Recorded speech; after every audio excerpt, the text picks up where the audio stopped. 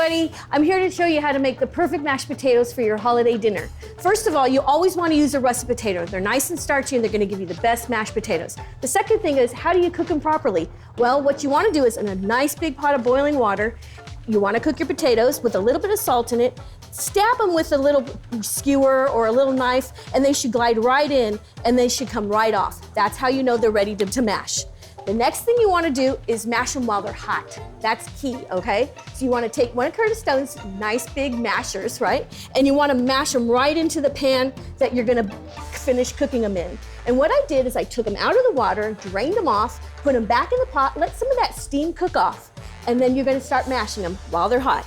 Then you're going to add some melted butter. You want to add the butter first because that's what's going to give you the creamiest, smoothest, silkiest potatoes.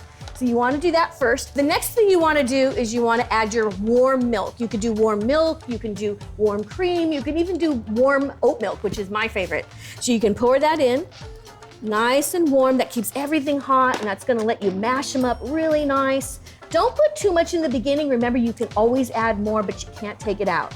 And if you wanted to get a little fancy, you can add a little bit of sour cream or creme fraiche if you like, and that kind of makes it kind of delicious, all right?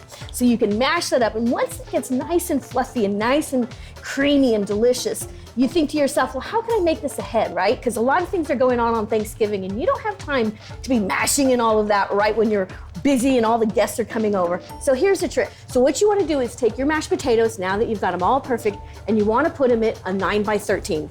Or 13 by 9 potato, however you want to call it. But this is your classic baking dish, right? And you got the nice non-stick coating from Curtis's Bakeware, right? So you put them all in there, you put the lid on it, and you stick them in the refrigerator until the day you're ready to serve it. When you want to serve it, you just take the lid off, put them in a nice hot oven, and what's going to happen, your potatoes are actually going to get even better, because what's going to happen is they're going to souffle up a little bit, get nice, light, and airy, and even better, and then a crunchy coating on top. Let me show you what it looks like. I think Matt's got some in the oven right now for us.